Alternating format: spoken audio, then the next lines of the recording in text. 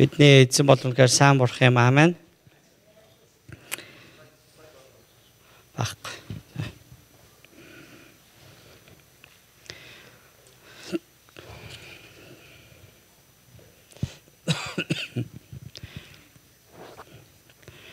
За энэ жоо халаас хол учраас заримдаа халаасан цөөн юу л хонцон цөөн гэдэг лээ. Өглөө осоо сүтэ цан дээр ихээр тасархай болдог штэ. Намайг зүүн баян цэрэгт байхад манай одоо яг юунд салаанд нэг юу байсан. Нэг Эрдэнтийн нэг цэрэг байсан. Бид дээрээс нэлээ ах. Тэгсэн чи тэр нэг бид нар орой шүн жижигурт гараа байжсан чи тэгэж хэлсэн. Яасан гэсэн чи нэг сайхан заван хоол идэх юмсаг чи. Бид нар яг нэг шөнөн ясаг дээр нэг юу нийлүүлсэн дээ талах гурил масл олж ирэнгүүтээ нөгөөдгөөрөө цөв хийж идчихсэн байхгүй. Тэгсэн чинь тэрийг хідээ суучсан нэг сайхан заван хоол идчих юмсан гэсэн ба.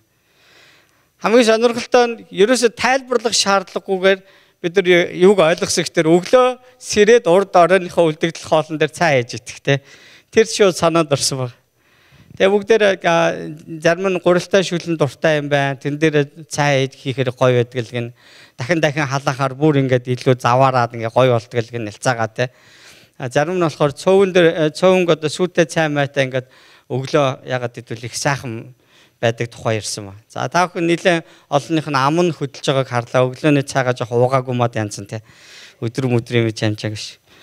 Тэгээ би ягаад энийг ярьсан гэхээр энэ үнэхээр хэрэгтэй учраас бид нар дахиад нэг санах хэрэгтэй болов гэж бодож байна. Яг л бидний өмнө одоо маш том үйлчлэлийн цаг ирж байна. За 2019 онд хэрвээ бид нар үүнийг амьдралдаа хэрэгжүүлээд үнэхээр хэрэгжүүлээд дадах юм бол цаашдаа таны амьдралд өгдөг бурхны төлөөх үйлчлэл чинь бурхны төлөө гэсэн болгонд чинь үнэхээр маш их том өсөлт ирэх юм байна. Тэгэхээр бид нар нэг юм 5 талбар дээр өсөлтийг хүсэж амьдрах хэрэгтэй. Үүний араас бид нар явах хэрэгтэй. 5 талбар дээр. За бид нар нэлээд олон жилийн туршид одоо зорилгоор удирдуулсан амьдрал буюу зорилгод хөтлөгдсөн амьдрал гэж орчуулж болохоор тийм одоо Рик Warren гэж пасторын бичсэн номыг бид нар эсийн бүлгээрээ хуваараа зөндөл уншиж ярьсан баг. Тэгээд саяхан бас их баяртай мэдээ сонссон баг. Манай алтан дэлгүүрэгч, бас алтан дэлгүүрэгчийн охин, ганц зэрэг ахлагч нарын бас маш их хүчин зүтгэлээр энэ зорилгод удирдуулсан амьдрал номын одоо шин юу хэвлэлт тийм ээ шинэ хэвлэлт нь 42 бүлэгтэй ном яг орчуулагдаад дууссан байгаа монголоор. Тэгээ одоо бол хяналтын шатанд явж удахгүй ингээд хэвлэх баг. Монголоос аль хэдийн бидний энийг хийж байгаа сургийг сонсоод одоо юу нэг Christian тийм байгууллагууд асууж эхэлсэн байгаа. Тэгээ бид нэр аудио хэлбэрээр болгоод вебсайтанда тавьж болох уу? Тэгээ уншихаар бас тавьж болох уу гэх мэтчлээ асууж эхэлсэн байна. Магадгүй энэрс сүмийнхний бурхан энэрс сүмийнхний хувьд өгсөн нэг бас нэг үйлчлэл бол бас энэ христчин одоо номын сан буюу одоо христчин боловсролд Монголын христийнхний христ итгэлтний энэ боловсролд хувь нэмэр оруулах зорилгоор бид нар номуудыг орчуулж оруулж болж байна. Тэгээд бас цаашлаад бас бид нар аудио библ хийсэн тэр айл хэдийн маш том юм байгаа шүү дээ тийм ээ маш том маш олон хүний гар дээр очсон Монголд бас ингээд юу асан бид нар энэ ашигын төлөө хийгээг учраас зүгээр өгчихсэн хүмүүс тийм ээ. Айл хэдийн радионд ингээд хураагдаад тэгээ хөдөө айлуудад бас энэ сонсогдож байгаа тухай тийм мэдээ ирж байна. Тэгээ энэ бүгдийг харахнаа үнэхээр өнгөрсөн хугацаанд бид нар хэдийгээр ихэнх цагаа өөрсдийнхөө амьдрал өдөр тутмын ажил олох гэж байгаа орлого тэгээ төлөх гэж байгаа одоо төлбөр төлөөсөндөө бид нар маш их анхаарлаа тавьж амьдэрсэн болол түүнийхээ хажуугаар бид нар бас эзэнд үйлчлсээр ирсэн гэдгийг бид нар санах хэрэгтэй. Тэгээ та бас энд маш их хувь нэмэр оруулсан, дэмжсэн, бас залбирсан таны хувь нэмэр явж байгаа. Цаашдаа ч гэсэн бурхан биднийг илүү ихээр үйлчлээсэ гэж хүсэж байгаа. Тэгэхээр бүгдээрээ эзэнд бүгдээрээ үйлчилсэн энэ одоо бид энэ цагт одоо хамтдаа одоо ярилцах, сонсох, суралцах энэ 5 талбар дээр бид нар өсөхийн төлөө бүгдээрээ араас үүний араас явцгаая гэж та бүхнийг уриалахыг хүсэж байна. Амен. За Еврей 5 дугаар бүлгийн 13 дээр тэгээ Еврей 5 дугаар бүлгийн 13 дээр сүүгээр амьдрагч бүрэн зөвхт байдлын үгэнд гаршаагүй байдаг ажээ. Яагад гэвэл тэр балчир ажаа гэсэн. За энд еврей 5 дугаар бүлэг дээр ингээ бид нар сайн харах юм бол тэнд одоо балчир хүүхдүүд том хүмүүсийн яриаг төдийлөн ойлгодгүй тухай ярьж байна гэсэн үг.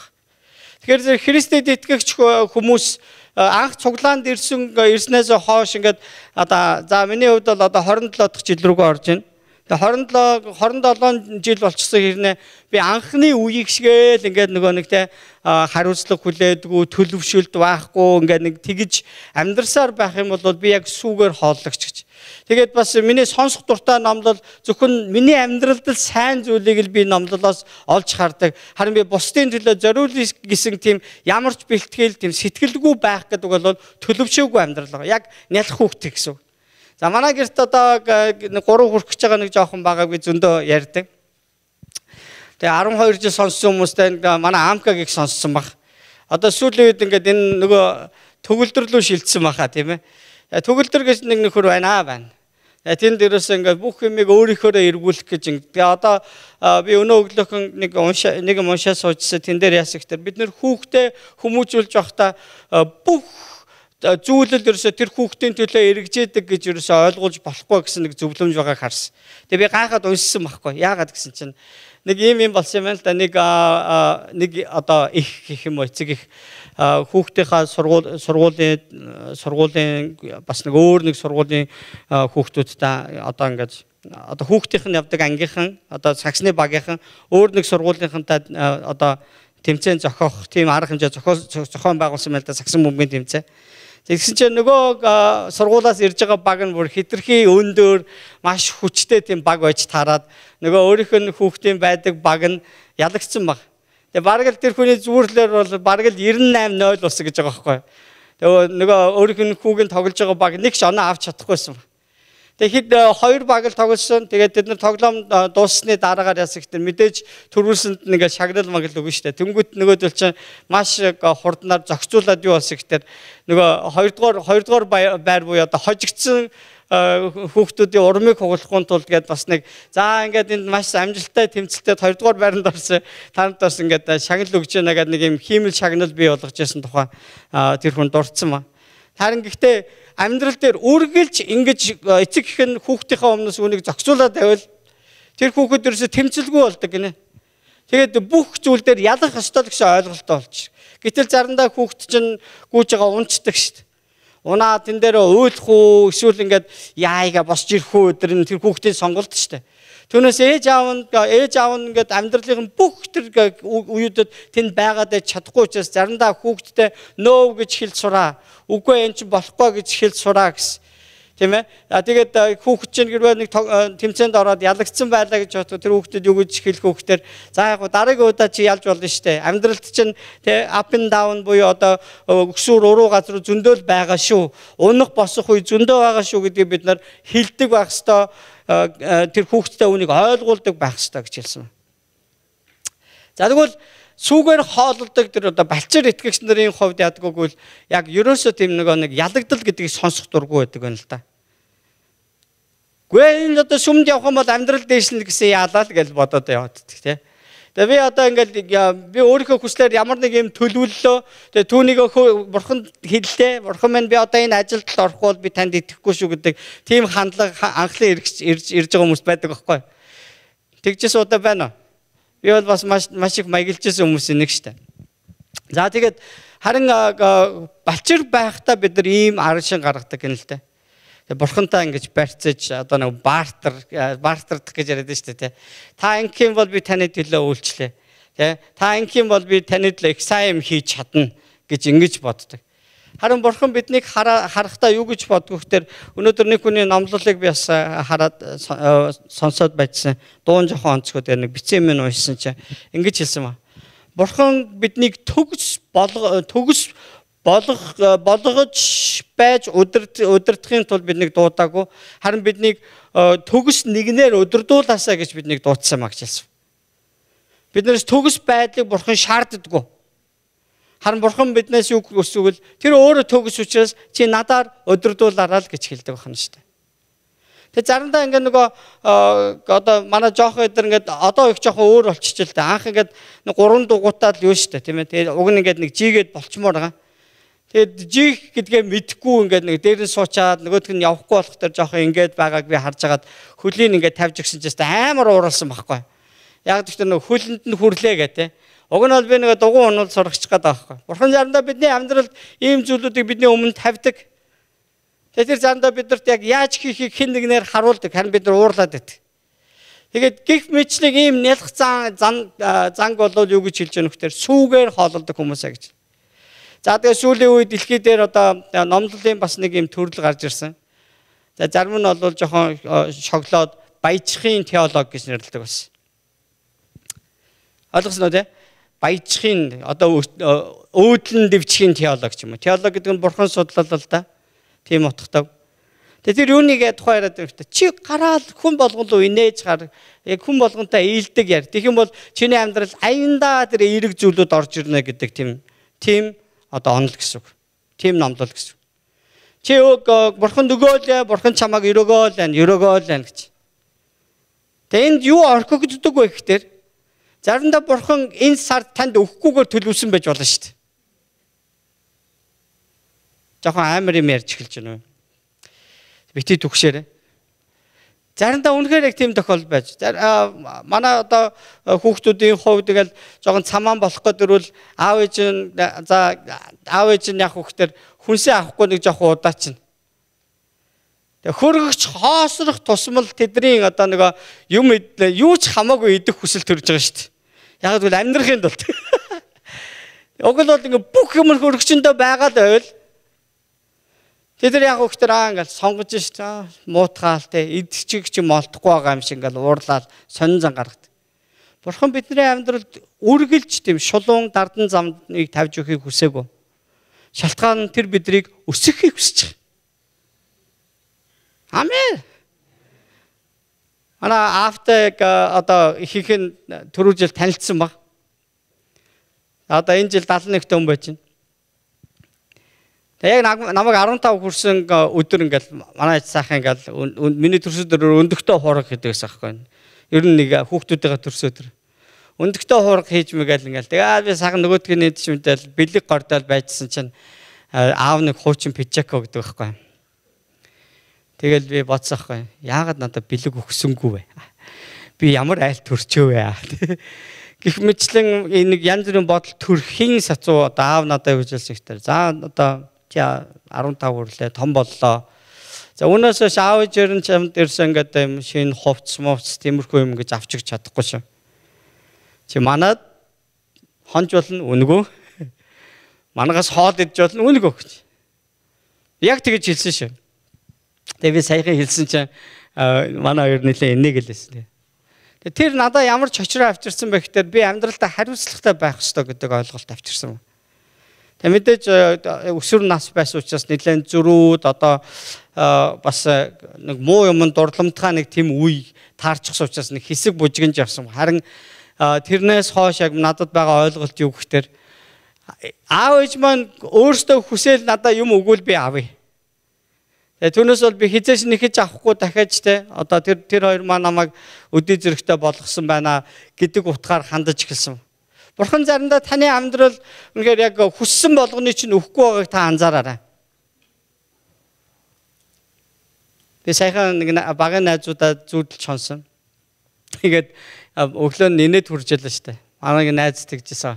Бид нар ингээд нэг намрын нэг сайхан нартай өдөр ингээд байрны одоо наран талтай хэсэгт ингээд нүмер газар орчоо хөвтөж байгаа л. Тэгсэн чинь манай найз тэгсэн. Шингээ байцч тэнгэрээс ингээ 3 шуудаа гэж байгаа байхгүй. Бид нар дөрүүлээ хитчихсэн. 3 шуудаа ингээд дандаа 100-ын дэвсгэр дээр ингээд чихцэн доллар буугаад ирвэл яах вэ гэсэн баг. Тэгсэн нэг нь гомдоо. Тэгээ би яах юм гэсэн баг. Тэг хин чамд өгөхгүй гэсэн ингээд. Тэг дөрөв болгочлоо гэл. Тэгэл бид нар хөгжилдөжсэн байхгүй. Тэг өнөөдрийг болтол тэр одоо 3-4 шуудаа тэр мөнгө өрсө тэнгэрээс бууж ирээг байгаа.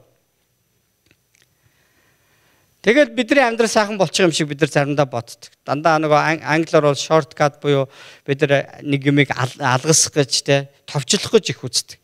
Харин бурхан биднийг товчлох гэж биш харин яахыг хүсдэг вэ гэхээр яг тэр замаар алхаасаа гэж хүсэж байдаг. Яг түүнийг хийгээсэ гэж хүсэж байдаг баг. Өчтөр гинт одоо сакс тоглолцсон чинь хамаагүй болдроо болцсон ингээ нуруу муруу ягаад юу вэ ч одоо бас сэтгэл дотроо эн чинь ингэж хөгшрөө юу гэсэн ч бас надаас залуу хүмүүс бас буларсан гинэ. Тэгвэл би одоо санаа зовлтгүй байж болох нь. Хамгийн гол нь бидэрт хөдөлгөөн маш их дутсан байгаа тий. Тэгээд хөдөлгөөн дутж जैन бидэрт яг нөгөө бурхан биднийг хөдөлжээ гэж заяагаал одоо тий бүтээсэн л байгаа шүү дээ. Тэгэхээр бид нар хөдөлгөөний дутагталд орсон бас бидний буруу байгаа. Юу ярих гэдэг нь өгөхтөр хүүхэд тийм ээ хүүхэд өсөх ёстой байдаг. Өсөх ёстой байдаг. Би гэртээ ингээ хан дээр зөвхөн нэг газар л одоо харандагаар зурх эрхийг одоо зурх тийм эрхийг одоо хүүхдүүдтэй хэлсэн ба. Юу гэхээр нөгөө нэг газар ингээд яг нэг ханны нэг юм булан ба. Тэгээ тэн дээр ингээ хүүхдүүдэд зогсоож жагаад тэдэн сарын тэдний өдөр ингээд ийм өндөртэй байлаа гэд би зурдаг байхгүй. Тэгээ өнгөрсөн жилээс хойш бол нөгөө баг нь нэлээд бараг 6 см шахуу өссөн юм уу? Нөгөө том нь бараг 8 см өссөн. Өнгөрсөн 12 сараас хойш 2 см өссөн байж нөгөө том нь. Одоо миний бараг энэ хавьд ирж байгаа. Хүүхэд өсөх гэдэг бол айгүй гоё зүйл. Тэгээ би бас энэ бас одоо эрвээхэн авгалдаан тухай ингээд яриад бүгдээр гол сэдвээр орцгоё. Тэгээ гол сэдвлүүгээ орхол юм бол маш хурдан дуусчих учраас та бүхэн одоо энэ жишээг айгүй сайн анзаарч сонсоор. За нэг хоёр хүүхдтэй дэлгүүрээс одоо нэг юу авсан байна л да нэг эрвээхний авгалдаатай тийм тор авсан байна л да. Яг тэгээд нөгөөдгөө наран тавиад одоо авгалдаанаас гарахыг нь тэр өдрийг нь хүлээжсэн. Тэгээ нэг өдөр анзаарсан чинь нөгөө авгалдааны юу нэгэд урагдсан ба хүүдийн урагдж байгааг харсан. Хөөе гарах гэж гэнэ нөгөө дүүгээ дуудсан баг. За тэгээд дүүтэйгээ нөгөө хараа байжсэн чинь нөгөө тэн дотроос ингээд ирвэхэ гарах гэж стан чадлаараа хичээж ийн гэнэ хэвээр амар ингээд бүр ингээд хөдлөө наашаа цаашаа олоод ерөөсө гарч чадахгүй. Тэгээ энэ ер нь гарч чадахгүй нэ гэд дүүн хэлсэн чинь ах нь яасан гэхтэр очингууд прэдэг авчрангуудаа нөгөө хүүдийг ингээд жоохон зүсч өгсөн баг. За тэгээд тэр хоёрын тусламжтайгаар ирвэх хүүдийнээс маш амжилттай гарч чадсан. Их амархан гарсан. Тэг их гоё өнгөтэй гинэ. Тэгээд далавчаа ингээл яг дэлгээл хэдхэн секундын дотор хатаад тэгээд им шороо болоод өгсөн баг. Тэр үед тэр хоёр яагаад ийм болсныг ойлгоогүй учраас ааваасаа ч юм уу асуусан ба. Тэгсэн чинь аав нь юу гэж хэлсэн гэхээр тэр хүүдийнээс өөрөө гарах хэрэгтэй байсан байхгүй даа гэж хэлсэн ба. Яг өгтөр нөгөө одоо өвт байх үедээ ингээл эн тэндээс юм идэл яваад байгаа шүү дээ тийм ээ. Тэр чинь өөртөө дараа нь хэрэг болох өөрийнх нь нөгөө нэг далавч руу орсон тэр гуурс мөгөөрс тийм зүйлүүдээр ингэж явах хэрэгтэй. Далавчийн амьд одоо юм тослог одоо чихтэй байлгах тэр шингэнийг тэр өөрөө эн тэндээс ингэ цуглуулж идэж явсан байгаа байхгүй. Тэгэхээр тэр одоо ирвэхний тэр авгалдаа бол эн тэнд юм идээд яваад байна гэдэг чинь хожимын өдрийнхөө төлөө тийхүү идэж идэг гэсэн ба. За ихийг хөвлөд байгаа хүүхэд бас яг ялгаа байхгүй. Дөнгөж ерөөсөө нэг хитгэн хоногтой байхтай гэхэд аль хэдийн тархин үүсээд эхэлчихдэг гинэ. Тэгээ мэдээлэл орж идэг байна л да. Ээж бол гаднаас хэлж байгаа зүйлийг ингэ сонсдог гэж штэ бүр. Сонсдог тэр нь бүр батлагдсан байгаасаа. Тэгэхээр зэрэг тэр одоо ирвэхэ тэр авгалдаанаас гарах гэж ингэж байдгаараа ингэж хөдөлж байхад нөгөө нэг би ингээ биедээ урд нь идээд хураачсан байгаа тэр шингэн нөгөө бий болчихсон юун дотор нь яадаг лээ одоо нөгөө нэг далавчны тэр мөгөөрс одоо судал руу нөгөөтг нь ингээ шахагдчихэд юм байна л да ингээ хөдлөөж ингээ тонготчих хооронд нь тэгээ эцээцтэй ингээ гарч ирэхдээ ямар ч аюулгүйгээр далавчаа дэлгэх боломжтой байдаг. Тэгэхээр би танд хэлье өнөөдөр магадгүй таны амьдралд ойлгоогүй маш олон юм байж болно тийм ээ. Юу болох гээд байгаа миний амьдрал? Яг бурхан надаас юу хүсэж байгаа? Гэж яах яг тэр үедээ та юуг санах ёстойг бол энэ авгалдааг санаар. Магадгүй өнөөдөр танд өгсөн зөвшөөрсөн энэ нэг юм төр зүрийн бэрхшээлээр дамжуулж таны одоо амьдралд хэрэгтэй бүх зүйлүүд чинь бүр болон тохоо боллоо шахагдахыг бурхан хүсэж байгаа учраас танд юм заримдаа юм дарамтыг ч юм уу бэрхшээлийг зөвшөөрдөг байж боллоо гэдгийг та харж байна гэсэн. Энэ бол таныг өсгөхийн тулд таныг хүчрэхэг болгохын тулд байгаа. Яагаад бурхан таныг хүчрхэгжүүлж бас өссөн байгаасаа гэж хүсдэг өгвөл бурханы тэр дуудсан дуудлага нь тэр өөрийнхөө алдрын төлөө тэр өөрийнхөө хаанчлалын төлөө таныг хэрэглэхийг хүсэж байгаа маа гэсэн утгатай. Балчир хүүхдүүд маш том төлөвлөгөөг нураах маш их том боломж байдаг. Одоо балчир итгэлтэй хүмүүс гэсэн. Балчир тийм одоо ааштай зантай хүмүүс. Явиг одоо санжин дээр анхны одоо цуглаан Монголд яг байгуулагдаа. Бид нар бас хоорондоо заримдаа саксны тэмцээн дээр ингээл зохион. Тэр үеэр ингээд яг ааш нь гардаг. Миний хувьд ч гэсэн бас ингээл нэг цуглааныхын дагаа тоглож байгааг мартчихсан та. Бөмбөгөө алдчихгонгуудаа ингээд аймаар хараагаал гэсэн чинь надтай зөв манай цуглаанд очиж байсан миний багын найз намайг татснаа чи юу хаана юу яриад байна гэсэн баг. Тэгээ би ингээд цуглааныхны дон зогсож байгаа байхгүй. Тэгээд нэг тиймэрхүү болж исэн. Тэгээ явандаа гүнхээр яг энэ тал дээр ч гэсэн сул талууд маань ч гэсэн тодорхой хэмжээгээр өөрчлөгдөж бурхан олон тал дээр бас зааж сургаж цэвэрлэж бас шинжилсэн байгааг би өнөөдөр харж чаддаг. Наад бас одоо ч гэсэн цэвэрлэгдээгүй байгаа хэсэг зөндөө байгаа. Миний амьдралаас шахагдах ёстой зүйлүүд. Харин эзэн намайг өөртөө аваачих тэр өдрийг хүртэл энэ процесс явагдана гэсэн. Харин би одоо 27 жилийн өмнөхийг бодвол би одоо яг 27 настай хүн шиг л байхгүй.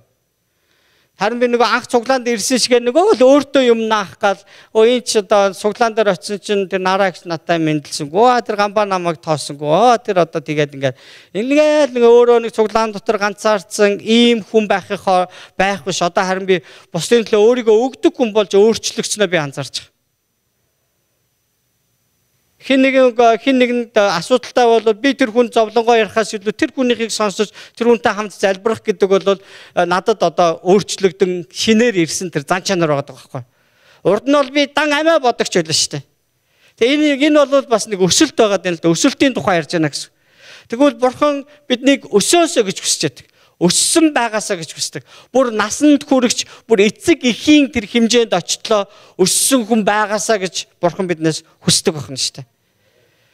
Тэгээ одоо сая баахан хурам болсон тийм ээ одоо нөгөө сүм дээр бас нөгөө хоёр сүм дээр ингээ хурмууд болж байгаа. Тэгээ хүүхэд байхгүй одоохонд.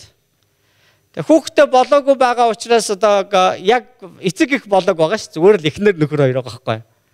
Single mom and dad за тэгж ярьж арай болох бах те. Гэрэлсэн одоо эхнэр нөхөр хоёр байгаа байхгүй. Хүүхдээ болсны дараа тэр хоёр асар том өөрчлөлт төрнө. Эхнэрээ төрүүлж хайрлах уу, хүүхдээ төрүүлж хайрлах уу тэ. Тэгээ одоо тэр хүүхэд ингээд багада маш их тийм арчилгаа шаардж байгаа. Маш их одоо чихний чир болон заримдаа. Тэгээ одоо эхнэрийг аав гэж хэлэх үү, би өөрөө очиод авах уу. За хүүхэд өмдөндөө бачч. Хин тэр түүнийг одоо юу солих уу. Би баан гэдээ орилж байгаа хүүхдийг хинэн төрүүлж очиж авах уу. Эхэндээ бол ерөнхийдөө болж өгвөл би эхнэрлүүгээл чихчих санаатай би маш их ядарч чинь чи босоод өгдөө ангим гэсэн. Одоо бол нийлээ гайгүй болсон баг тийм ээ. Тэ?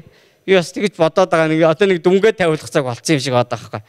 Хүүхд мөгшэн мэн гэвэл одоо нэг тийм асуудал байхгүй очиод ингээд одоо хүүхдээ арчилчдаг болчлоо. Тэгээ энэ бас миний хувьд бол одоо эцэг болж бас одоо өсөж байгаагийн нэг шинжил байна шүү дээ, тийм ээ. За тэгээд тэр шиг бурхан өнөөдөр биднийг яг ийм эцэгхийн тэр сэтгэлтэй зүрхтэй болох хүртлээр төлөвшин өсөөсөө гэж үнэхээр хүсэж байгаа. За тэгвэл сүүгээр амьдрагч бүрэн зөвхт байдлын үгэнд гаршаагүй нэгэн байт юм ба. Яагаад гэвэл тэр балчир юм а гэж Еврей 5:13 дээр хэлсэн ба. Тэгвэл бид нар 5 ийм талбар дээр өөрчлөгдөн бид нар өсөх ёстой гэвэл нэгдүгээрт нь бурхны үгээр өсөх ёстой. Номер 1. Тэгээ номер 1 нэгдүгээрт нь хамгийн нэгдүгээрт нь бид нар бурхны үгээр өсөх ёстой. Библи гэдэг бол бурхны дуу хоолойг сонсож, бурхны дүр төрх зам байдлыг харж, бурхны хүч чадал, өршөө нэгүсэл, тэгээ бурхны хайрыг мэдэж авдаг гайхамшигтай бурхны үг байгаа. Библи бол бурхны үг. Тэгээ би таагүй өмнө хэлжээс та Библийн нээлэл бол Библийг аман дээрээ биш, ардаа биш, дэрэн дороо биш, чихэн дээрээ авчираарай гэжтэй. Та чихээрээ унших хэрэгтэй. За би нэг жоохон сони юм яриад байж магадгүй зэ. Мэдээж нүдэрээ уншиж байгаа. Харин Библиэд хандлага маань ямар байх ёстой гэвэл Бурхан надаа үгээ хэлж байгаа гэдэг тэр утгаар би Бурханы үгийг л эндээс сонсъё гэсэн тийм хандлагатайгаар бид нар Библийг унших хэрэгтэй. Түүнээс Библийг уншиж байхдаа надад таалагдах зүйл нь яг хаана байна уу гэдэг ингээ хайж яснаа чи өстой нэрээ иш үзүүлэх болоо гингүүд би өстой иш үзүүлэх нь. Тэгээд ингээл ярьж яснаа Бурхан чамайг байдгаар чи хангана гэдэг нэг юм иштэл олж хараад би баян болох нь гал те. Ингээл явж яссан чи Бурхан түүнийг өрөөж гэсэн. Намайг өрөөх нь өстой гэж уншаад байвал энэ Бурханы үгийг сонсож байгаа ерөөсөө биш баг. Нэг хүн тийм нэг тэгсэн байдаг. Энэ бол нэлээд олон тохиолдсон байдгийн байлээ шүү заяа. Би бас туршиж үзчихсэн. Харин нэг хүний хайгуу азгүй. Цонхны ингээ салхинд ингээ Библийг ингээ тавьсан. Бурхан минь танаас зөндөө үг ингээ асууж хүлээж байгаа. Гэхдээ өнөөдөр яг юу хийхсэн надад та салхиар дамжуулан хэлж өгөөч гэсэн баг. Тэгээд салхи ингээл гээд үлээгээл ингэж байгаа л нэг газар ингээл тогтонгууд нөгөө чинь за одоо болсон байх гал гараа сунгаад маа гал ингээл дараад ингэсэн чинь өөрийгөө дүүжлэн өгчээ гэсэн баг.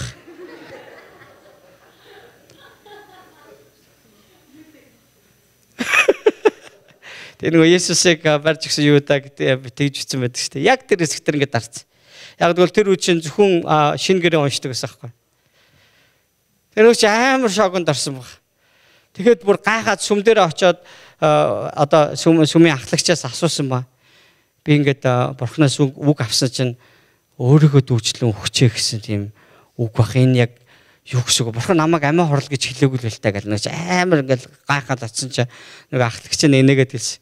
Та нүдэн анжгаад хуруугаараа дарсан уу гэсэн баг. Тэр ахлагч яг өөрөө тэгж хэлсэн гэж байгаа байхгүй тий. Тэгээ Бурханы үгийг бид нар ингэж сонсохгүй гэж. Харин Бурханы үгийг уншиж байхад энэ үг надаа ярина гэдэг тэр итгэлээр бид нар Бурханд залбиран унших хэрэгтэй. Гэхдээ Библийг уншихдаа яг ч таах нь Бурхан надаа яг юу ярьж байгааг гэдэг дээр анхаарлаа тавина. Түүнээс сохроор биш гэсэн утгатай байхгүй. Нүдэн анжаагаад биш гэсэн утгатай. Тэгээд Бурхан хэрвээ одоо ингэж ярьж байна одоо миний уншижсэн хэсэг дээр ингээл те хэл яраа бол үнэхээр бузар идэм аа. Хэл бол бузар идэм аа. Чи хилээ татвал таарна. Муу үгнүүдээ болиул таарна гэсэн үг уншчихад тэгээ би тэрнийг амьдралдаа би хэрэгжүүлэхгүй бол би Бурханыг сонсохгүй байна гэсэн үг байхгүй.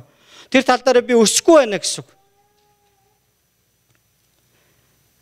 За одоо нэгдсэн чуулгантай тэр 7 хоногт нэг пастор ирж манай дээр номлох юм байна. Тэр пасторын хувьд болохоор зэрэг бид нар нэг ингээл олон жил нэг мэдж байгаа. Гэхдээ өдөр болгон байнга ингээл тэ сар жилээр хамт ингэж байж үзээгүй ч гэсэн нэгнийхээ ерөнхийдөө нэг хэсэг зуур ингээд хэд удаа уулзж байхдаа нэгнээсээ мэдэрсэн зүйлүүдийн нэг нь одоо миний хувьд би тэр хүнийг харахтаа маш их үгэн дээр юм хянамгаа байдаг хүн гэж харсан байхгүй. Үгэн дээр маш их хянамгаа байдаг. Янз бүрийн сул үг ярихгүй. Одоо мань мич ингээл нэг одоо маш хурдан тоглоом хийх дуртай байх чинь тэр хүнтэй их дургу.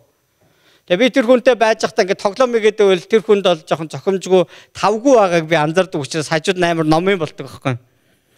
Тэгэхээр бид нар магадгүй тэр хүнд Бурхан ингээд үгээрээ дамжуулаад хэлсэн тэр тал дээр тэр өөрийгөө захирах тал дээр анхаарлаа тавиад явж байгаа хүн байж болно шүү дээ. Энэ бол өсөлт байхгүй. Амен тий. Тэгэхээр Бурханы үг гэж ярьсан мөртлөө бид нар Библийг мэдхгүй байгаад байвал энэ бас өсөлт биш гэдгийг санах хэрэгтэй.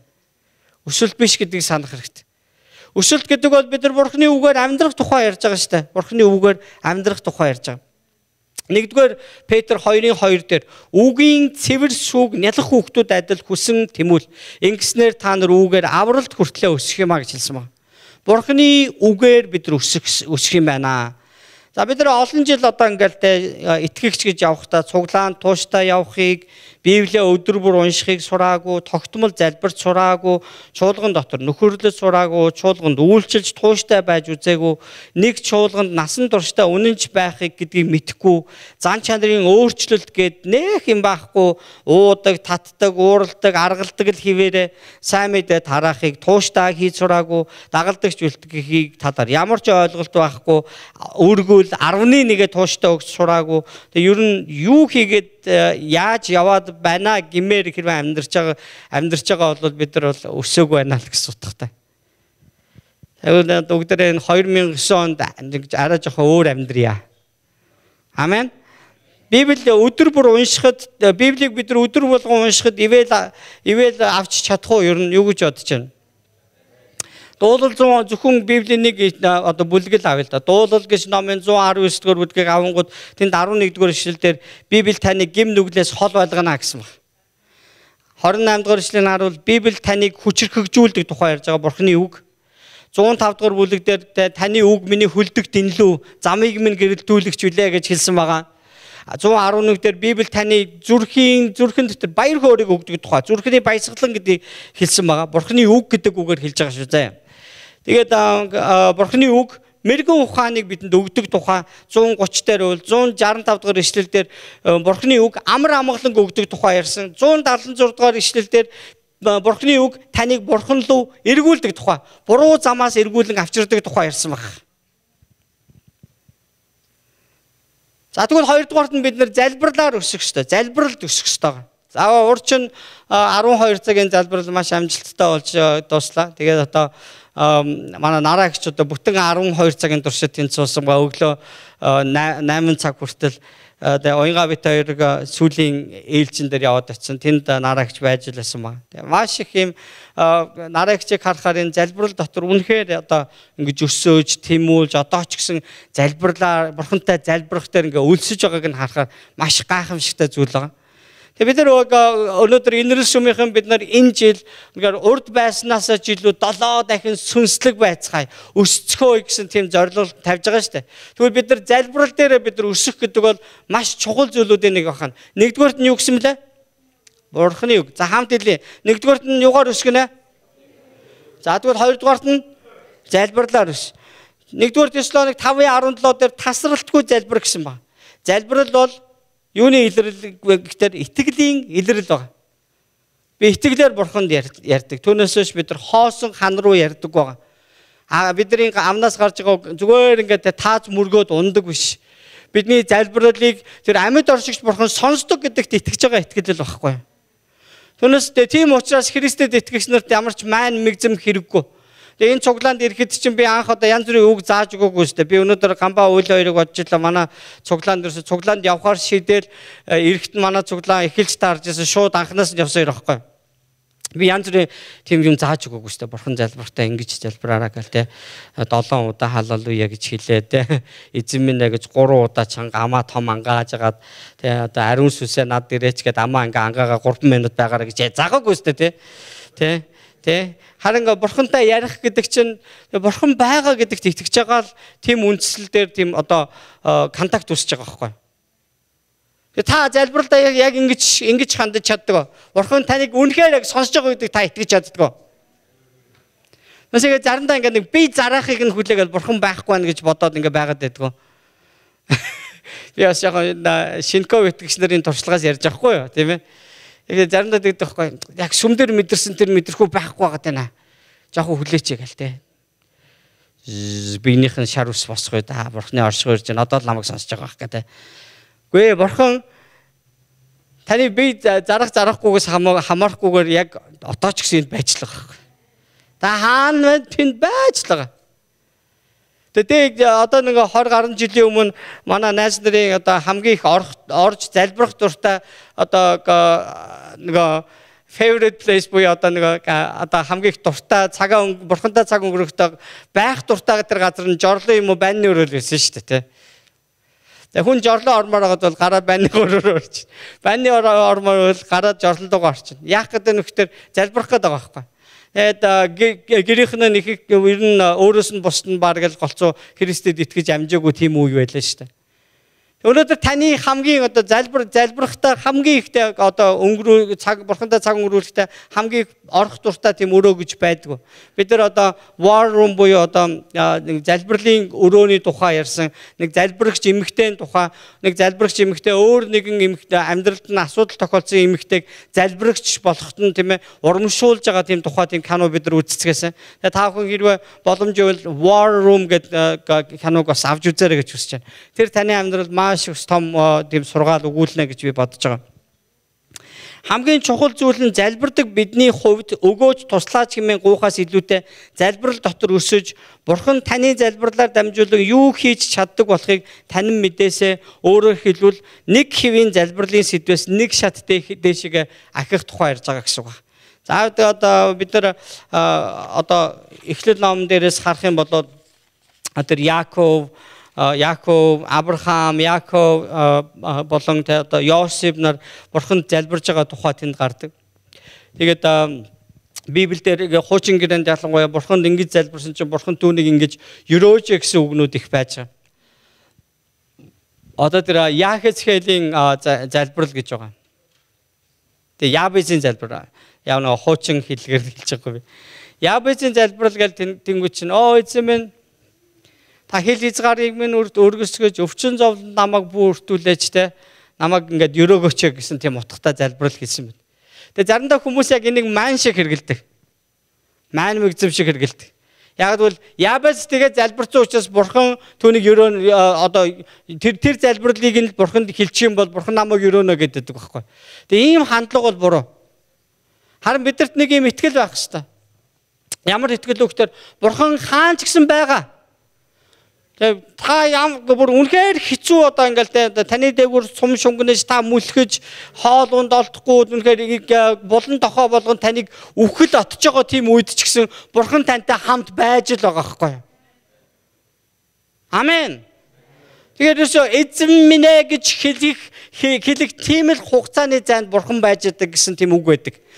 Тэгээ таныг ерөөсөө эзэн минь надад туслаач гэж зүрхэндээ амаараа гарахгүй зүрхэндээ тэгэж Бурханыг дуудах хүртэлх тийм хугацааны зайд Бурхан тантай ойрхон байж байгаа гэж тийм үг байдаг баг. Тэр Бурхан тантай ойрхон байгаа. Тэр таныг үнэхээр өөрийг нь дуудаасаа гэж хүсдэг. Тэр таны төлөө үнэхээр юу ч хийж өгөхдөө тэр бэлэн. Харин тэр дандаа таныг тийм нэг бэлуурсан нэг одоо цамаан хүн болгочихгүй тул заримдаа тэр таныг хүмүүжүүлэхгүй байдаг. Тэрэнд нь бити гомд эргээд бүх зүйл таны сайн сайхны төлөө байгаа гэдгийг та санах хэрэгтэй. Харин залбирч байхдаа Бурхан байгаа гэдэгт та итгэхгүй бол тэр чинь залбирал биш байгаа байхгүй. Амен.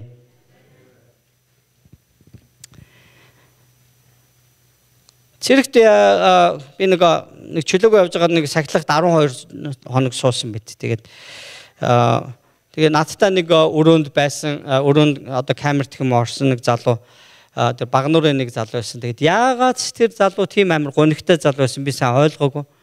Тэгээд тэр тухайн үед л бас нэг амны уншлага болсон дуунуудын нэг байгаа байхгүй. Юу лээ? Өчнөө олон аавын дундаас зөвхөн миний аавал алгуудаа гэж дуулаад би асуусан аав чинь байдгүй гэл тэгсэн чи байгаа гэсэн. Чи ийм битгий дуудуулж. Наа чи намайг амар ингээд гонигтай болгож чинь гэсэн. Тэгсэн чинь нөгөө юу тэгсэн чинь дууга өөрчлөөд дараагийнх нь хэд хоног юу дуулсан гэсэн. Өнөөгөө миний тэг хүрүүн чи ганц л тог руу явуулаа. Яг нөгөө яг тэр бит хоёрын асуудал адилхан байхгүй юу? Тэгээ мань хүн юм хулгай хийж байгаа даа ч орцсон. Ойлгож байна үү? Галтгооноос ч юм уу юунаас ч нэг юм хулгай хийж байгаа баригдсан байхгүй. Тэгээд одоо нэг сахилгад хэрэг үүсгээд ингээд ятсан байж. Тэгээ би болохоор нөгөө нэг чөлөөгүй явна гэдэг чинь би баг оргож байгаа тооцогтой. Тэгээ оргодол зэрэг тэг ингээд баригдсан. Тэгээ хоёр нэг таарсан хоёр нөхөр байсан. Тэг хамгийн гол нь яг тэр хоёулаа нэг туранхай ямар ч өөх байхгүй. Тэгээд энэ бид хоёрын өрөөнд ингээд нэг хөвтчгээр юм одоо юм юу байхгүй те наар гэж ярьдаг. Тэгээд бусдууд айгу тансаг. Тэгээд бид хоёрыг албаар л тэгсэн юм шиг юм тийм өрөөрөө яваад оролцсон. Хан ингээд налаад ингээд сууй гэхтэр нөгөөтг нь ингээд албаар ингээд нөгөө нэг шаврын ингээд өргөстэй олгоо хийцээ.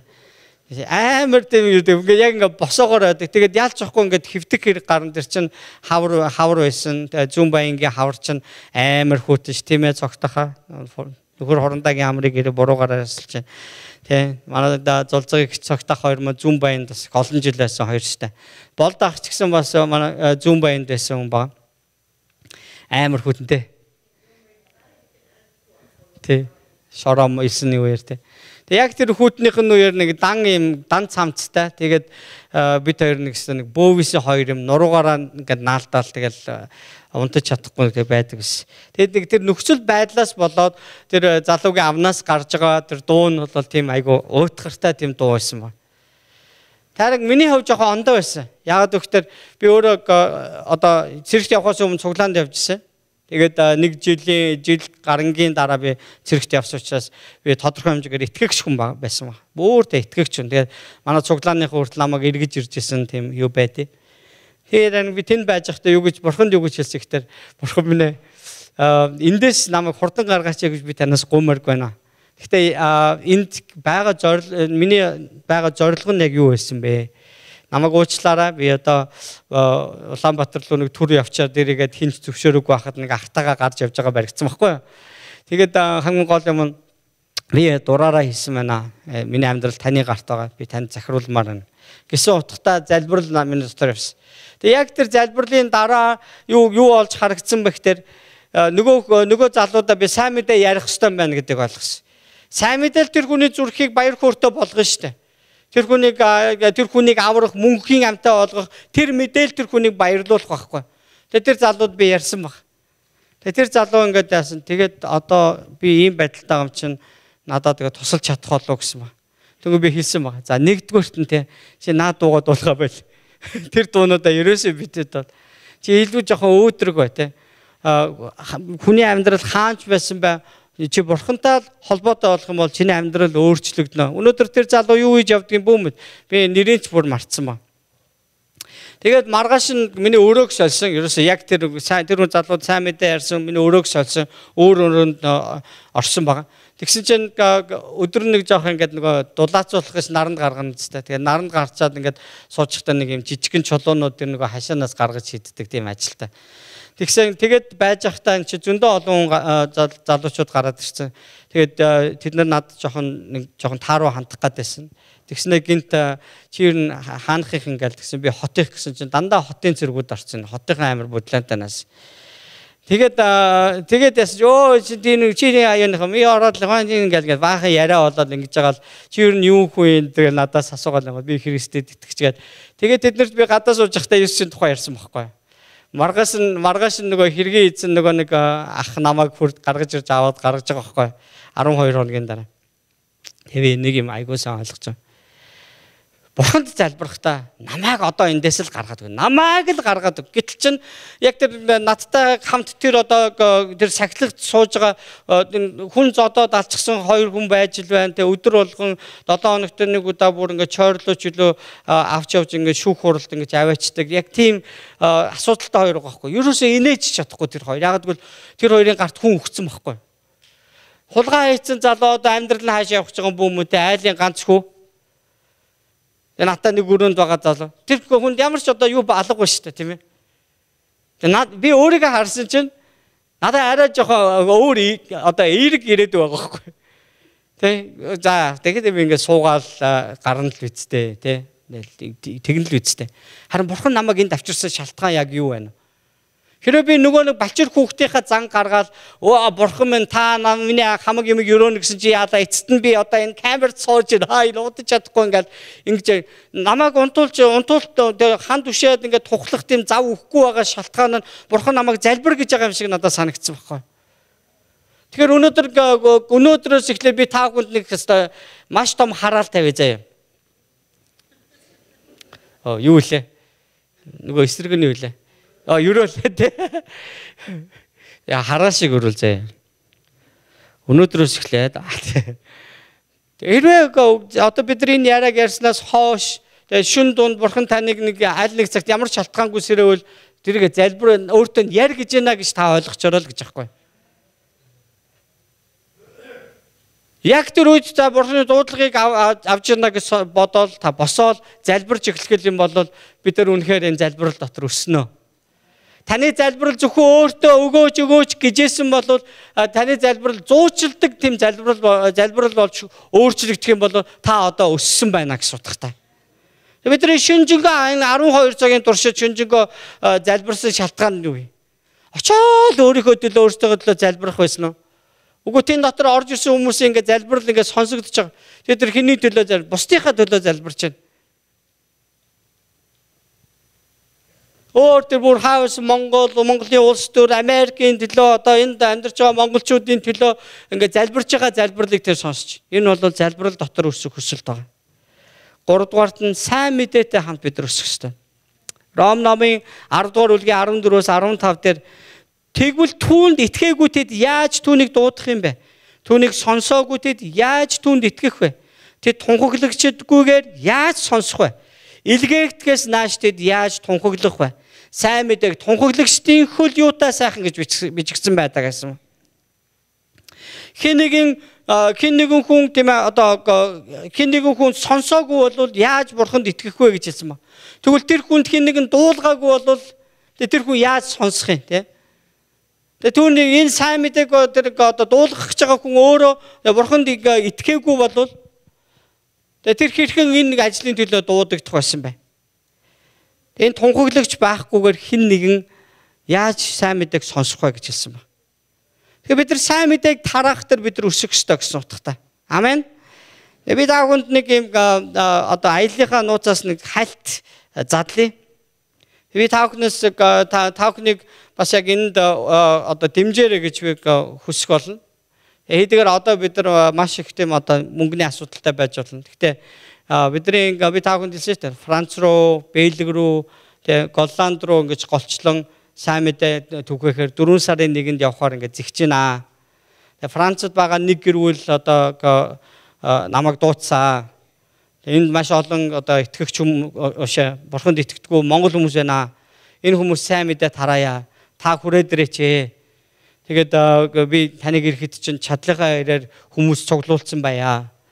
Тэгээд тэр хүмүүст ингээд сайн мэдээ ярья. Тэгээд цаашлаад үргэлжлүүлээд Бельги орё гэсэн. Бельгид ямар ч таньдаг хүн байхгүй байсан надад. Тэгээд би сураг сонсоод нэг одоо юуны Чикагогийн насаавастраас асуусан Бельги таньдаг хүн байна уу? Манай цуглааны нэг хүний одоо эгч дүүндэр нь тэнд байдаг гэсэн. Тэр хүмүүстэй холбогдуул яасан бэ гэсэн. Тэгээд тэр хүмүүсийн юг одоо над руу олоод өгж явуулах гэсээр нэлээд хугацаа ороод сая 2 хоногийн өмнө над руу явуулж байна л да. Нэгсэн чинь яг тэр 2 хоногийн өмнө өглөөн нь би юу ахгүй юу. Тэр хүмүүсийн нэрсийг хүлээж авангуудаа би нөгөө фэйсбүүкээр нь ороод аль хотод байдгийг нь харсан ба. Тэгэд Бельгид маш их олноороо байдаг, монголчууд олон байдаг тэр хот. Тэр Antwerpen гэж нэг хот байна л да.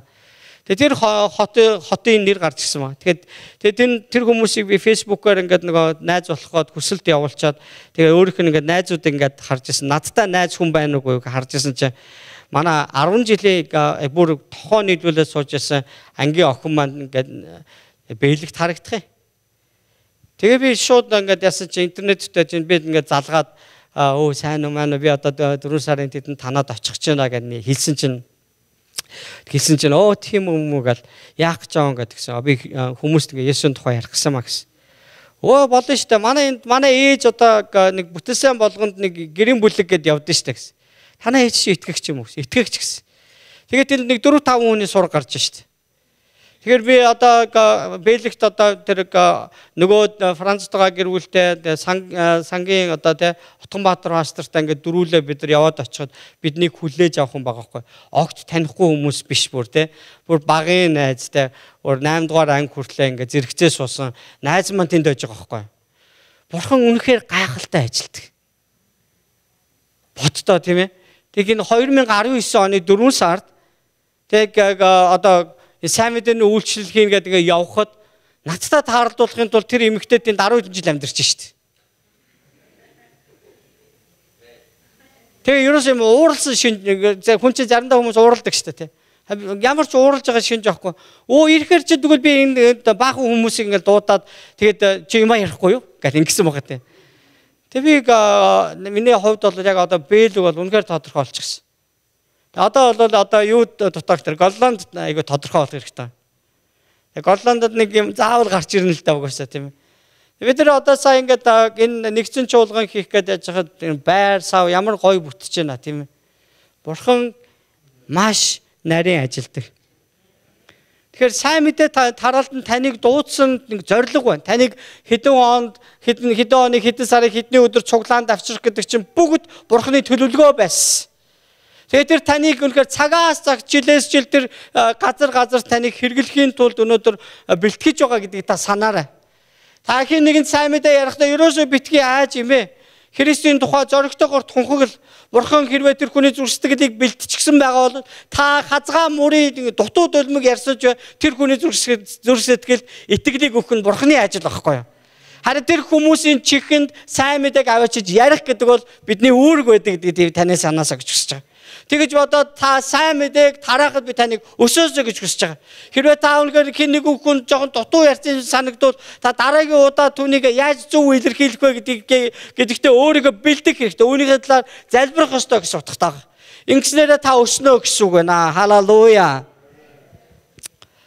Христийн Христ итгэлийн гол зүйл нь юу юунаас илүү бидний хэн нэгэнд ярьж байгаа сайн мэдээ байдаг баг. Яг тэр сайн мэдээнд ярьж байгаа зүйл чинь Христ загалмаа дээр бидний төлөө юу хийсэн, Бурхан бидний хувьд хэн болох, бид Бурханы хувьд хэн болох гэдэг тэр сайн мэдээний гол зөвчл Христ итгэлийн гол зүйл нь аахгүй юу? Тэгэхээр та өөртөө байгаа итгэлээр тэр хүнд хуваалцж яана гэсэн утгатай. Таны хувьд Христ хэн бэ гэдгийг хуваалцна гэдэг чинь сайн мэдээ гэсэн үг байна. Ромын 1:16 дээр бүх хүнийг аврах нь Бурханы хүч мөн гэж хэлсэн ба. Бүх хүнийг аврах нь Бурханы хүч мөн гэсэн. Хажууд хүндээ хэлэхгүй юу?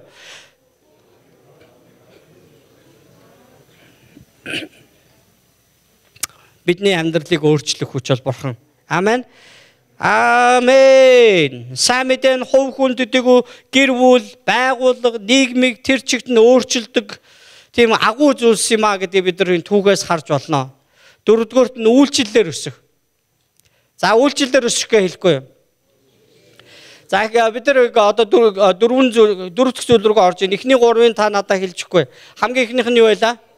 Бурханы үгээр өсөх. Хоёрдугаарт нь залбирлаар өсөх. Гуравдугаарт нь сайн мэдээгээр. Дөрөвдүгээрт нь үйлчлэлээр өсөх байгаа. За энэ бол маш чухал зүйл. Тэгээ бид нар заримдаа ингээд цуглаанд ингээд ирчгээд тэр нь бол үйлчлэх гэдгийг юу гэж ойлгоод хэн нэг надад хэлснийг л хий гэж бодож байгаагаа үйлчлэл гэж бодоод идэх. Үйлчлэл бол сайн дурын байх ёстой. Сайн дурын байх ёстой.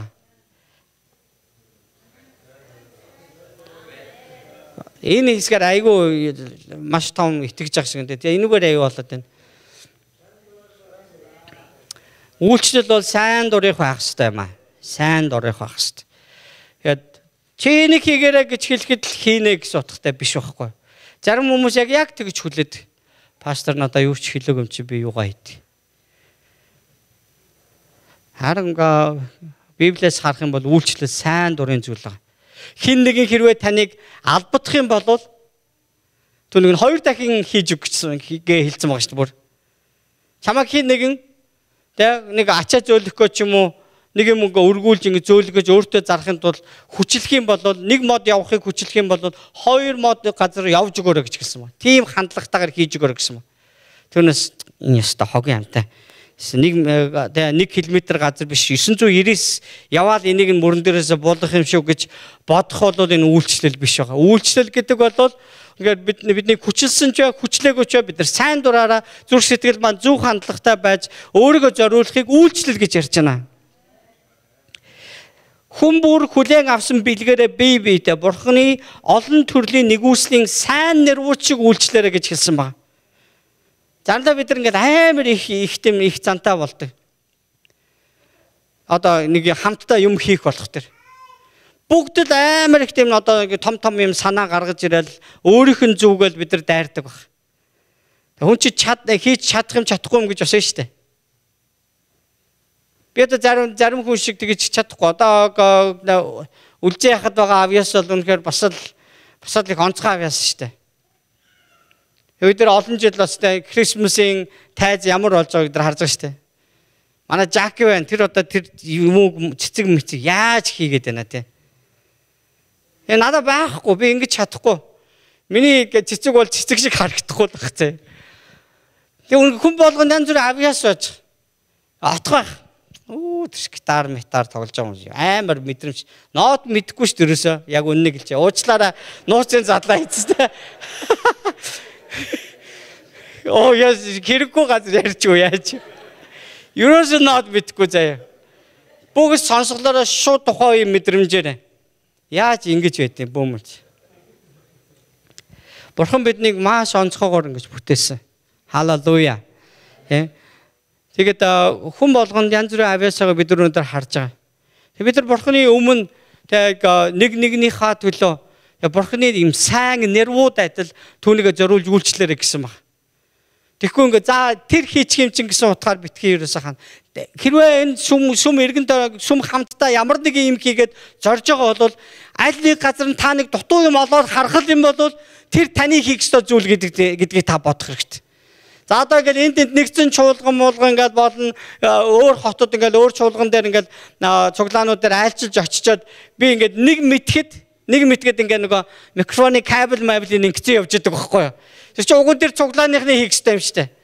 Тэгээд ингээд нэг микрофон муухай дугаараа байгаа юм шиг санагдаад айл хэдийн хойно тэр нөгөө юун дээр тогруулган дээр сууж байгаа хүний хажууд очиж энэ нь тэгцэв шиг зингэн зогсож байгаа байхгүй юу.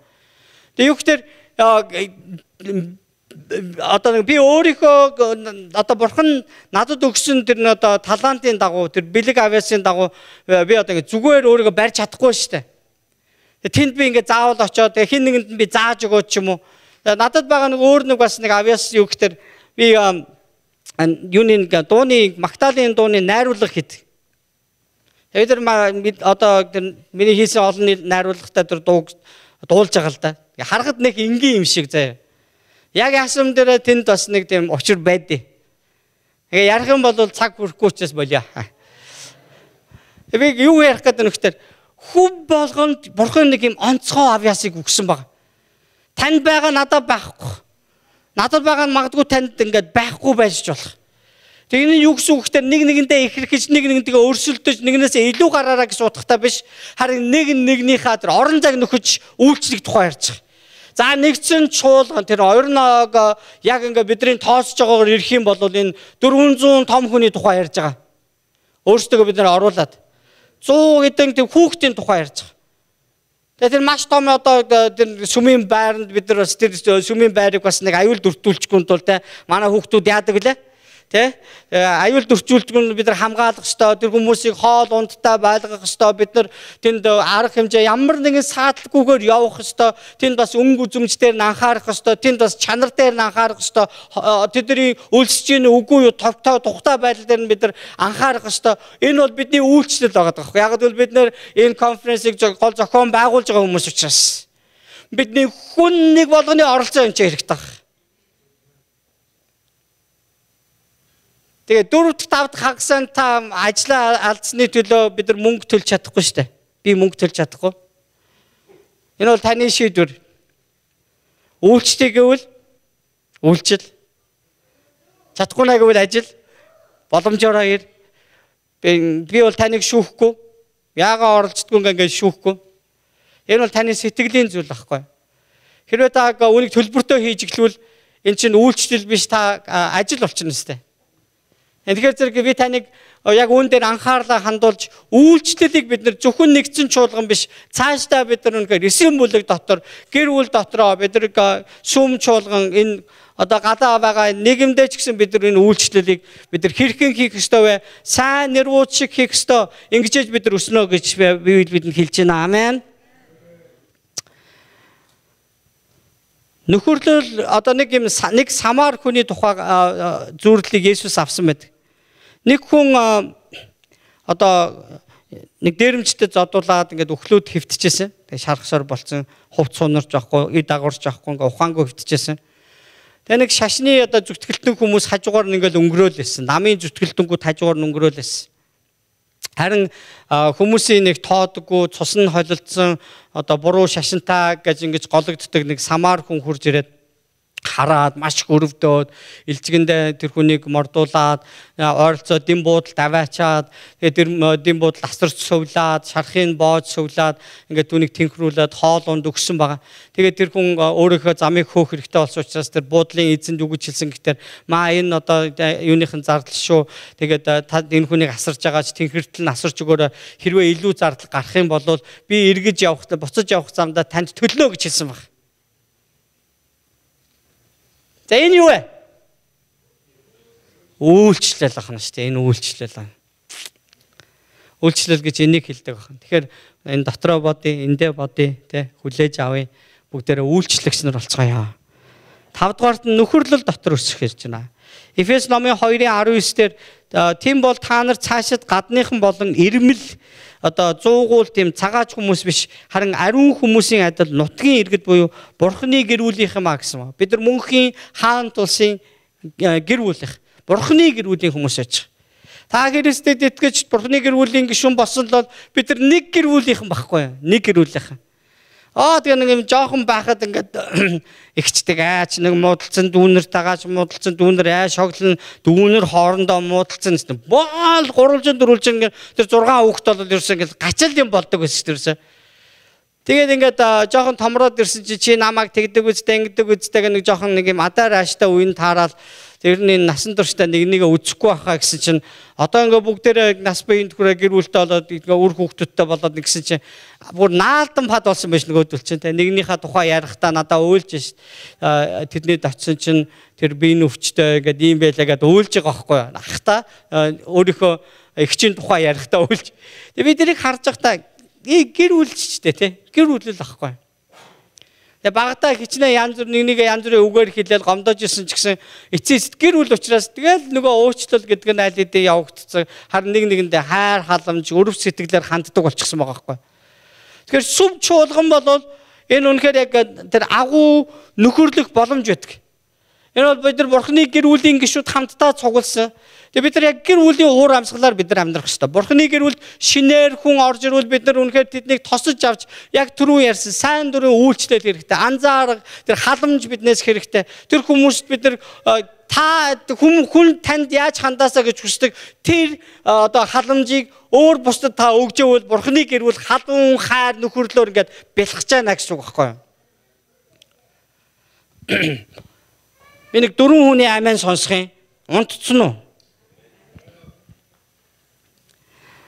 Бид Есүс Христийг амьдралынхаа аврагчийг эзнэр хүлээн авмагцал Бурхны хүүхэд, Бурхны гэр бүлийн гишүүд болдог. Иохан 1:12 дээр Есүсээр дамжуулж бид нар Бурхны хүүхэд болсон маа. Итгэлээр өрсгөд нөхөрлөл үнэхээр бас хэрэгтэй байдаг. Итгэлээр та өсөйгөл нөхөрлөл хэрэгтэй байдаг. Ямар орчинд та байж гэнэ? Яг тийм л хүн болно гэсэн. Надад 3 төрлийн найзууд байсан. Ийм бүлэг найзууд. Нэг нь маш их одоо онц сурлагатай. Одоо тэгээ өөрсдөө бол ерөөсө сэхэдний хүүхдүүд гэж боддог. Тэгээ би яахтай чаас нэг нэгтлэнгийн хүүхд тэгээд сэхэдэнд ороод авчих байхгүй. Тэгээ хэрлүүл ингээ ордог. Тэвээс яг хоо тэднэртэй бас айхүйс тийм сайхан харьцаатай байсан учраас намайг хамт байлгах дуртай. Нөгөө нэг найзууд нэг жоохон юу байгаа. Нэг сүүлд одоо 5 дугаар 5 6 дугаар ангид надтай нийлсэн нэг тийм нэг борчуудын хүүхдүүд гэхгүй. Тэгээ тэд нар бол бидний амьдрал их төстэй. Тэгээ гутлгүй, өмсгүй, одоо тэгээ өмдөн дотороо өмсөн бандажчгүй ч ингэж тийм амьдрал яг бид нар нэг айгүй төстэй байхгүй. Нэгнээдээ орно тэгэл талхнаас өөр идэх юм байхгүй тийм л амьдрал тэндэж. Нөгөө нэг нь бүр юм одоо жоохон атман амьдрал. Би атман байсан гэж хэлэхгүйгүй шүү зэ. Энэ бол тийм сайн зүйл биш гэдэг ойлгож байна. Харин тэднэртэй байх юм бол би нэг жоохон өөрийгөө бусдаас илүү байх юм шиг гэж бодож исэн тийм үе надад байж. Тэгээ одоо эргээд харлаа. Тэр 3 гуруулаа ингээд амьдралын ирэхээр бид нэр дахиж юусэн уулзалтахгүй юм шиг ингээд айгу хол амьдрцгаач. Хаан ч юуж байгаа бөмбөд хаяа нэг тэдрийг бодон зүудлэн залбирна юм. Харин одоо надад байгаа нэг маш том гэр бүл байна. Энэ Бурхны гэр бүл. Энэрл гэдэг юм гэр бүл гэж байгаа юм. 65 хүн ингэж боддог. Энэ Maingerel тэ уянга тэр ингээд надаас жоохон хоол байгаа даа, манаагаас жоохон хоол байгаа даа, бид нартай ярихгүй байна. Ингэж санаа зовдөг гэж магадгүй. Битээ тэгж бодоорой. Бидний зүрх сэтгэлд та яг миний гэр бүлийн гишүүн л ахгүй. Заримдаа гэр бүлийн гишүүд нэг өрөөнд байгаа мөртлөө өрөөний 2 болонд очиод нэг нь ном уншаад нэг нь уцаараа тоглоод суучдаг үе байдаг шиг. Бидний амьдралын зарим нэг юм мөчлөгөөс болоо бид нар нэг цаг өнгөрөөж чадахгүй байгаа бол тэр нь битээ гомд. Бид нар нэг нэгэндээ хайртай гэдгээ мэдчихэл багт хангалттай байхгүй юу? Тэг нэг нэгэндээ үйлчээлж нэг нэгэ итгэлээр босгодог хүн байх шүү дээ. Тэвээ нэг юм бас нэг одоо 3 тэр бүлэг найзуудын тухай ярьж байхдаа би яасан байгаа. Нэг хэсэг ингээд нэг жаал нөгөө бид нар өсвөр насныхаа үед нэг хууж бараал нэг янз бүрийн юм суралцах гал ингэжсэн чинь нөгөө атман найзууд маань надад хэлсэн ба. Чи наад нэг юм гачимнуудаа битээ нийлээд байгаа чи. Өөрөө нэр хүндийг доошоо оруулаад байна. Яг доктор нөгөө атманууд ч одоо нэг л юм тухайн үед бол мондол хүмүүс байгаа даа шүү дээ. Тэгэл годомжинд явж байгаа л юу байна гэл ингээл гар арихад хүмүүс чи энийг танд юм уу гэл ингээл асуухтар чаа амар алдар хүнд байгаа шүү дээ. Тэгсэн нөгөө сэхэдний одоо нэг элитүүдтэйгээ ингээ уулзсан чинь чи яагаад тийм нэг сонин боловсролгүй юмнуудаа ингээ нийлээд идэв юм бэ? Тэг чамаг тийм ингээ тэр байрны орцонд ингээ согтуу хамаг юм хайцсан байсан гэж сонс. Чи яагаад ингэж амьдраад байгаа юм гэсэн. Тийм ингээд нэг ёроолын амьдралаар битээ амьдрал гэж хэлдэг гэсэн. Тэг нэг ерөөсө таалагдаагүй юм нь юу гэхээр ерөөсө нэг шүүж байгаа байдал واخгүй. Гарал үүсэл, зэрэг дэв одоо олсон амжилтгүй байгаа байдлаараа хин нэг ялгах гэдэг бол хизээч энэ бол нөхөрлөл биш байгаа. Би тийм зүйл ерөөсө хүсэг харин эзний цуглаанд Есүсийн цуглаанд ирээд би юу олж харсан гэхээр энд яг жинхэнэ ерөөсө нэгнийгээ танихгүй хүмүүс би хизээж гамбат ийм гамбаа гэдэг ийм залуудад танилцах гэж ерөөсө бодоогүй.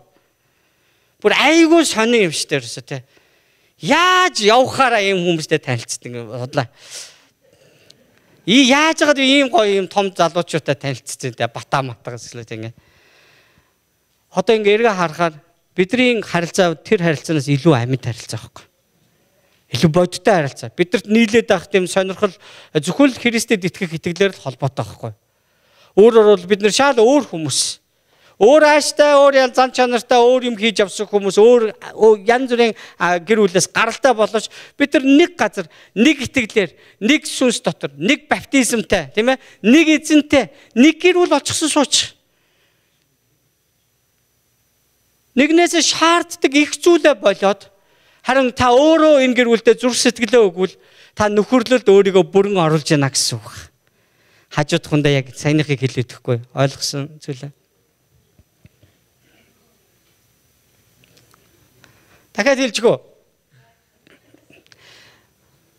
Тэгээ хүмүүсээс шаарддаг тэр их зүйлүүдээ болоод хаяад та өөрийгөө өгч эхлүүл та нөхөрлөл дотор гүн орж яана л гэсэн үг байхгүй. Тэгээ нөхөрлөл дотор гүн ороогүй хүн ганцаарддаг. Хичнээн олон хүнтэй байгаа ч гэсэн ганцаардаад байдаг байхгүй. Тэгээ би танд хэлье. Янз бүрийн одоо хин нэгэнтэй нөхөрлөж ярихаасаа хуваалцахаасаа хойш сууж байгаа зүйлээ та хайчих. Тэгэхээр бурхны гэр бүл дотор та өөрийгөө өг. Би энэ энэ чинь байж хин нэг надад хэлээгүй ш би энд нь үйлчлээ. Би энд нь орё. Би энэ хүнтэй ингээ нөхөрлөө энэ хүн туслая гэдэг ингээд хамтдаа хийж байгаа зүйл дээр та өөрийгөө өгч нөхөрлийн цагуудад та өөрийгөө өгч цагаа зориулвал та нөхөрлөл дотор өөрөө орж ийнэ гэсэн. Тэгээ энэ нөхөрлөл дотор та өөрөө өснөө. Ягагтгүй үнэхээр энд бол бурханд итгэдэг хүмүүс байж байна. Бурханд итгэдэг хүмүүстэй та хамт байж байхдаа итгэх ёстой, итгэлээр өсөх ёстой, бурхны үг дотор өсөх ёстой, үйлчлэл дотор өсөх ёстой, залбирал дотор өсөх ёстой. Энэ нөхөрлөл дотор өсөх ёстой гэдгийг бид нар сурнаа л гэсэн үг байхгүй. Өнөөдөр энэ нөхөрлөл таныг энэ цуглаанд авчирсан, энэ нөхөрлөл таныг Христ рүү чиглүүлсэн байгаа байхгүй. Доса.